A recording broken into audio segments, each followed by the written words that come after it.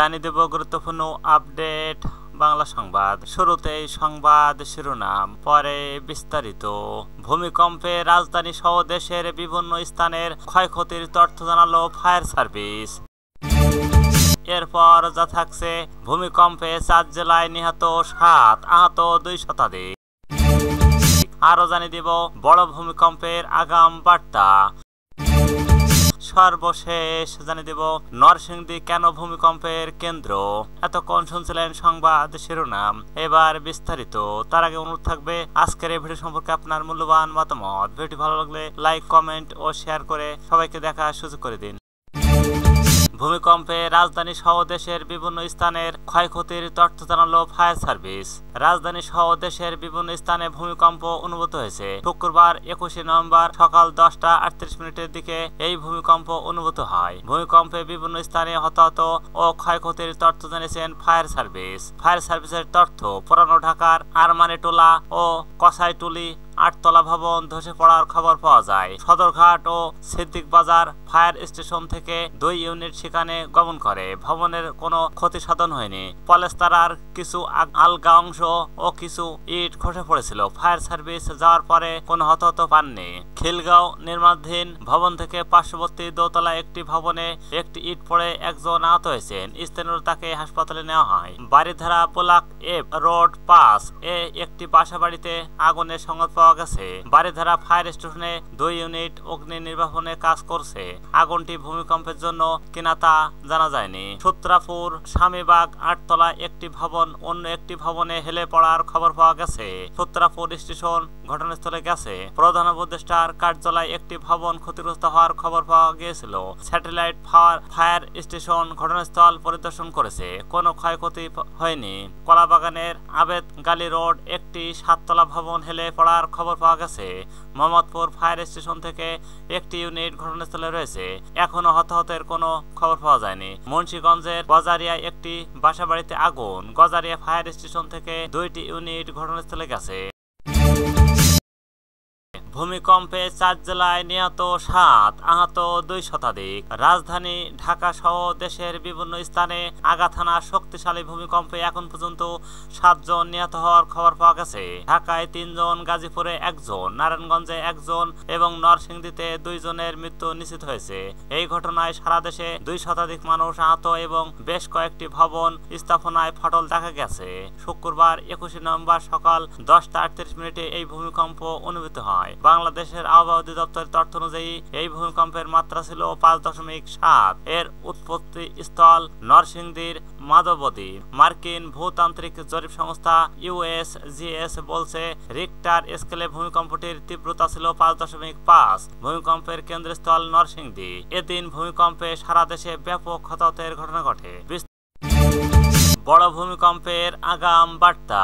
বড় ভূমিকম্পের আগাম বার্তা দিয়েছেন বাংলাদেশ প্রকৌশলী বিশ্ববিদ্যালয়ের প্রকৌশল ও বিভাগের অধ্যাপক ভূমিকম্প গবেষক মেহেদী আহমেদ আনসারী। তিনি বলছেন, বড় ভূমিকম্প আসার আগে ছোট ছোট ভূমিকম্প হয়, এটি তার আগাম বার্তা। শুক্রবার 21 নভেম্বর বিবিসি বাংলাকে তিনি এইসব কথা বলেন। মেহেদী আহমেদ আনসারী বলেন, সাধারণত 100 থেকে 150 বছর পর পর একটি অঞ্চলে বড় মাত্রার ভূমিকম্প হওয়ার সংখ্যা থাকে। বাংলাদেশ এর আশেপাশের কাছাকাছি এলাকায় গত 150 বছরে একটি বড় ও প্রায় 5টি মাঝারি মাত্রার ভূমিকম্প হয়েছে। তিনি বলেন, বাংলাদেশের আশপাশে সবশেষ বড় ভূমিকম্প সংঘটিত হয়েছিল প্রায় 100 বছর আগে। তাই আরেকটি বড় ভূমিকম্প কাছাকাছি সময়ে হতে পারে এমন আশঙ্কা রয়েছে। সচেতনার বিষয়ে তুলে ধরে মেহেদী আহমেদ আনসারী বলছেন, বিল্ডিং কোড না মেনে ভবন তৈরি করলে ক্ষতি বেশি হবে, এটাই স্বাভাবিক। ঝুঁকিপূর্ণ ভবনগুলো নিশ্চিহ্ন করে ব্যবস্থা নেওয়া জরুরি। বিশেষ করে ঢাকা, চট্টগ্রাম সহ দেশের বড় শহরগুলোতে অপরিকল্পিতভাবে যে ভবনগুলো গড়ে তোলা হচ্ছে তাতে ক্ষয়ক্ষতির সংখ্যা বেড়ে চলেছে। এদিকে রাজধানীতে 5.7 মাত্রার আকস্মিক একটি শক্তিশালী ভূমিকম্পের ঘটনায় দুর্ঘটনা সম্পর্কিত তথ্য আদান প্রদান ও যোগাযোগের জন্য ঢাকা জেলা প্রশাসক থেকে জরুরি নিয়ন্ত্রণ কক্ষ চালু করা হয়েছে। শুক্রবার সকালে এই ভূমিকম্পের এখন পর্যন্ত 7 জন নিহত এবং 2 শতাধিক আহত হওয়ার প্রাথমিক তথ্য পাওয়া গেছে। এছাড়া নগরীর বেশ কিছু ভবন ক্ষতিগ্রস্ত হয়েছে।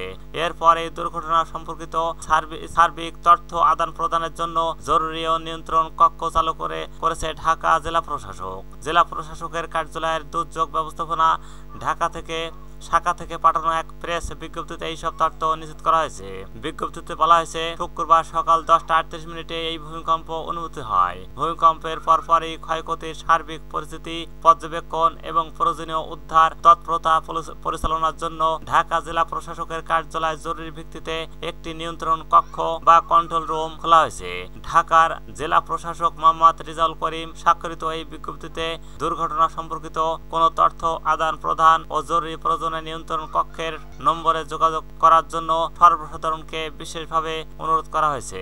নিয়ন্ত্রণ কক্ষের নম্বর গুলো হলো মোবাইল 01707106678, ফোন নম্বর 0241051065। জেলা প্রশাসন জানিয়েছেন, তারা পরিস্থিতির উপর সজাগ দৃষ্টি রাখছে এবং ক্ষতিগ্রস্তদের সহায়তা প্রয়োজনীয় কার্যক্রম গ্রহণ করা হচ্ছে।